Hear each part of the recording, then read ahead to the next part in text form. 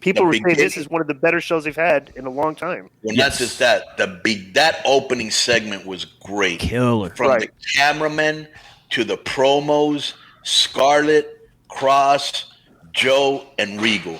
Right. Excellent. So let me show you what they did here, and this is what WWE is doing with Kross. All right. What did they do? The 10-minute promo opening spot of the show, which is what you have to do to be a top guy in what? Raw or SmackDown. Right. Okay. So now they're putting him in a position to do this. Bro, this was excellent because Regal cut a good promo and it looked like he was crying. Yes. No, he is phenomenal. And I think he might have actually been. No, he was crying. No, he was crying. Yeah, so when cried. Kross came out, he was crying like 2 or 3 times. He's so good. I'm saying to myself, so when Kross came out, I said he's got to say something about Regal crying here, right? Right. And Kross delivered this line perfectly because he said he got a mic and said the Scarlet, and he knew this day would come, but not the exact time. He said they had to come out to see and hear this for themselves.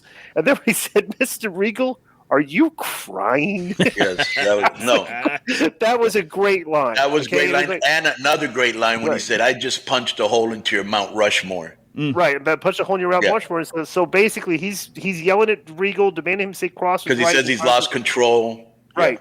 Yeah. That I was right. Admit it. He's yelling at him. All of a sudden, Joe's music starts playing. Kevin had a great facial here, too. It wasn't. Right, he didn't overreact. He wasn't like, no. He just like, no. He just had his eyes just open, like he was concerned. Right. Yeah. He walked to the ring to join Regal and Kross in the promo segment, and Joe said that Regal wanted to speak with him. Regal said he wanted to talk later, but Joe's here, so why not? Regal said that because of his love for NXT, he thinks that the fans deserves a general manager who can live up to the expectations that NXT has. And Regal offered Joe the position of general manager. Basically, he was saying, I want to talk to you about this in the back, not out here in front of everybody, I think is how he prefaced this, right? So Joe pointed out how for 7 years, Regal has brought the best talent in the world into NXT, including Joe. And Joe said that Regal almost made NXT a global phenomenon over the last 7 years. But Joe said he has to decline. He said he will offer services to NXT to make sure that Regal gets the respect from everybody. And Regal said he has conditions Joe can't beat. Joe can't be a competitor, and Joe can't lay his hand on anyone unless provoked. Right. Joe accepted and then got in Kross's face and asked him, what are you still doing in this ring? Tick-tock, young champion. And the crowd started Joe is going to kill you chant, and Kross ended up backing down, and the crowd chanted, nah, hey, goodbye. That was actually good TV. Yeah, so let me say, this is very emotional because Regal breaks down a couple times as a shoot. Excellent. And he's saying how him and Triple H started this 7 years ago, and that he and bro, and they've done a tremendous job. I'm a huge fan of what they're doing. Kross came out, was a total, which was great. Okay, and Scarlett was doing the Polly in the back, adding without subtracting. Not trying to steal the spotlight. Kross, like I said before, so Joe's music perfect, didn't overreact, goofy. Wide eyes. Right. And then great face-off between Joe and Kross. And bro, this is where the camera was great to me. By the way, Joe cut a hell of a promo. Excellent. Mm-hmm. I love when Regal goes, you cannot lay a hand on anyone unless he goes, you cannot lay a hand on anyone. Boo. And Kross smiles. And then he goes, unless provoked. Yeah. That was great, bro. Mm-hmm. The timing on that and the camera work on that was excellent. The only thing I didn't like, is I kind of felt Joe punked him a little bit because he was like, TikTok, young champ, the time is coming up. And Kross left. I don't think Kross should ever leave from anybody. Yeah, you know what I'm saying? I thought that. But I was all right with it. Let's see where this goes. This was a really good segment. Joe's great for the enforcer role. He's great on promos. But, bro, it's a shame he can't wrestle. But when he does wrestle, him and Kross, that's money.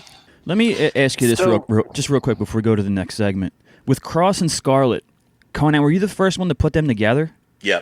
How did that happen? Were they already like dating? They were kind of like flirting with each other, kind of, and we were, I believe, in Cancun. I said, bro, look at these two. They look like Angelina Jolie, Brad Pitt. They're a power couple. That's They're both hot. They both look great. And, bro, when I put that picture up, all of a sudden now Impact wanted to put them together, Yeah. But, that was like a no-brainer. You may have started the act that'll main event WrestleMania. I could see one day. I could see him and Joe being in the main roster, taking this feud to the main roster. That would be great. Yeah. Yeah. So, As everybody knows, we are tremendous Cross fans here and Samoa Joe fans and For Scarlett. sure. Yep. so next was the Imperium Boys, one of my favorite tag teams. But they're Right. a little short. I'm on their waiting for you to ring come stuff. out with them. So, by the way, Let me ask you a question. If they were to ask you, Disco, would you rather come out and be the alt-right leader of the Imperium, or would you rather come out like in a pink fedora and give barking orders to these guys and be the fashion police? Yeah. I'd rather be part of the alt-right, the far-right Euro faction. But I forgot this. So the Grizzled Young Veterans kind of come up from earlier in the day. Bro, those guys look and present themselves way too average. Right. They just look like two guys, Right. just like right. they have There's nothing to them, right? They need to Where like the other two guys are the jobbers. They're funny. What are their names? Oh, the Everrise guys. Yeah, those guys are hilarious. With the house. Yeah. It's Right. it's like they're producing. Yeah. That's what I like about NXT, like what they've done here. They've taken your traditional wrestling character, like for genre, like the jobbers. Right. Okay, but they produce the jobbers. Like they showed Right. that they're jerks in real life, and nobody really likes their merchandise. Right. They're like, but they highlight that. It's actually very entertaining. Like two bums, Right. They actually did this case. So this match was 10 minutes and 24 seconds. They did a very creative. Everybody was in the right place at the right time spot to distract the referee to get heat. Right. Okay, but it took so long to do. I'm like, it just made the match like way longer than it is. It was because instead of just shooting the guy in the corner in the ropes and like kneeing the guy in the back like the tag team partner, just giving the guy heat, they did something where this guy was over here. They distract the ref over there. The referee, it was very well done, but it took so long that it was like. You're right about that, but here's the other thing that really messed up the match for me. Mm-hmm. Bro, most of the match was during the commercial, that picture-in-picture thing, and it's hard to get into it. You know what I'm saying? Yeah. And then after the match, after Breezango won, Imperium took out their frustration. Yeah, and they laid the flag over them. So they're even though they're propaganda, they actually should do that. They should have what they should do when they come out?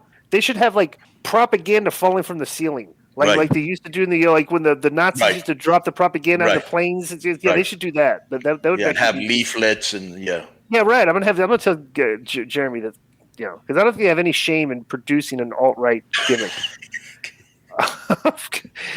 I'm surprised nobody's said anything about this. I know, right? They get mad about everything else, but they were mad about retribution, right? They were mad about They're mad about the guy being called a hot dog, and but they're not mad about this.